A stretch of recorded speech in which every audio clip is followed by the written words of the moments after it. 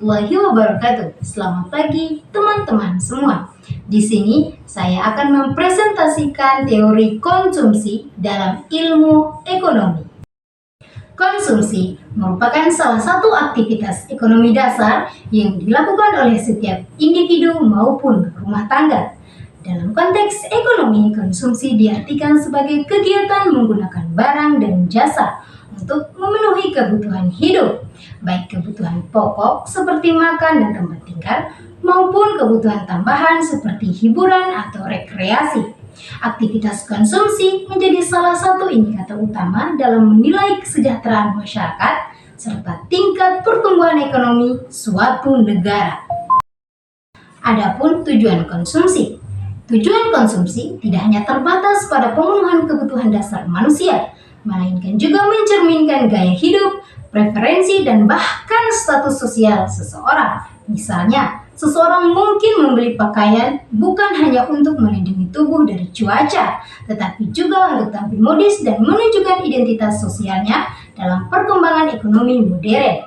Konsumsi juga dipengaruhi oleh tren, iklan, serta teknologi digital yang memudahkan akses terhadap berbagai barang dan jasa. Berbagai faktor turut memengaruhi tingkat konsumsi seseorang atau rumah tangga. Pendapatan menjadi faktor paling dominan karena semakin tinggi pendapatan seseorang, biasanya semakin besar pula kemampuan mereka untuk mengonsumsi.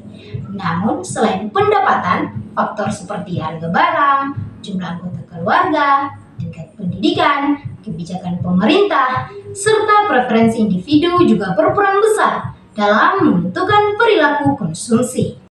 Secara teoritis, konsumsi telah dibahas oleh beberapa tokoh ekonomi. Dalam teori konsumsi klasik yang dikemukakan oleh David Ricardo dan Johann Stuart Mill, konsumsi dianggap sebagai fungsi langsung dari pendapatan. Artinya, setiap kenaikan pendapatan akan secara proporsional meningkatkan konsumsi. Hubungan ini dapat digambar dengan rumus fungsi konsumsi sederhana, yaitu C sama dengan A tambah BY, di mana C adalah konsumsi, Y adalah pendapatan, dan A merupakan konsumsi minimum yang terjadi meskipun pendapatan nol, dan B adalah marginal propensity to consume atau MPC, yaitu seberapa besar tambahan konsumsi akibat tambahan pendapatan. Berbeda dengan pandangan klasik, Johann Maynard Keynes dalam teori konsumsi Keynes menyatakan bahwa konsumsi tidak selalu meningkat secara proporsional terhadap pendapatan. Ia mengemukakan bahwa ketika pendapatan seseorang meningkat, proporsi yang dikonsumsinya justru cenderung menurun, karena sebagian pendapatan akan disimpan sebagai tabungan. Oleh karena itu, Keynes memperkenalkan konsep MPC atau Marginal Propensity to Consume dan EPC atau Average Property to Consume, yang masing-masing menunjukkan kecenderungan seseorang untuk mengonsumsi dari setiap tambahan pendapatan dan rata-rata konsumsi terhadap total pendapatan. Seiring perkembangan zaman, teori konsumsi pun berkembang menjadi lebih kompleks melalui pendekatan modern. Salah satu pendekatan tersebut adalah teori siklus hidup atau life cycle theory yang dikembangkan oleh Franco Modigliani. Dalam teori ini dijelaskan bahwa individu merencanakan konsumsi mereka tidak hanya berdasarkan pendapatan saat ini, melainkan berdasarkan pendapatan sepanjang hidup mereka. Artinya, seseorang akan menabung pada masa produktif untuk dapat tetap mengkonsumsi saat mereka tidak lagi bekerja seperti saat masa pensiun. Selain itu, Milton Friedman mengembangkan teori pendapatan permanen atau permanent income theory yang menyatakan bahwa konsumsi tidak dipengaruhi oleh fluktuasi pendapatan jangka pendek, melainkan oleh pendapatan permanen atau pendapatan rata-rata yang diharapkan dalam jangka panjang. Dengan kata lain, konsumsi seseorang cenderung stabil karena didasarkan pada ekspektasi pendapatan jangka panjang, bukan pendapatan sesaat. Dari berbagai teori tersebut, dapat disimpulkan bahwa konsumsi merupakan kegiatan yang sangat dipengaruhi oleh faktor ekonomi dan psikologis. Pemahaman mengenai teori konsumsi sangat penting karena dapat membantu individu dalam mengambil keputusan keuangan yang bijak, sekaligus memberikan landasan bagi pemerintah dalam merancang kebijakan fiskal dan moneter yang efektif untuk mendorong pertumbuhan ekonomi dan kesejahteraan masyarakat. Adapun faktor-faktor yang mempengaruhi besarnya pengeluaran konsumsi rumah tangga, yaitu yang pertama faktor ekonomi. Pada faktor ekonomi pun terbagi lagi menjadi 4 faktor yang menentukan tingkat konsumsi, yaitu 1. Pendapatan rumah tangga. Pendapatan rumah tangga amat besar pengaruhnya terhadap tingkat konsumsi. Biasanya semakin tinggi tingkat pendapatan, tingkat konsumsi makin tinggi. Karena tingkat pendapatan meningkat, kemampuan rumah tangga untuk membeli aneka kebutuhan konsumsi menjadi semakin besar. Atau mungkin juga pola hidup semakin konsumtif. Setidak-tidaknya semakin menuntut kualitas yang baik. Kedua, kekayaan rumah tangga. Tercakup dalam pengertian kekayaan rumah tangga adalah kekayaan real seperti rumah, tanah, dan mobil. Sedangkan finansial seperti deposito berjangka, saham, dan surat-surat berharga. Kekayaan tersebut dapat meningkatkan konsumsi karena menambah pendapatan disposable.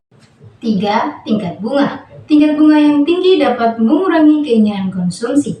Dengan tingkat bunga yang tinggi, maka biaya ekonomi atau opportunity cost dari kegiatan konsumsi akan semakin mahal bagi mereka yang ingin mengkonsumsi dengan berutang dahulu, misalnya dengan meminjam dari bank atau menggunakan kartu kredit.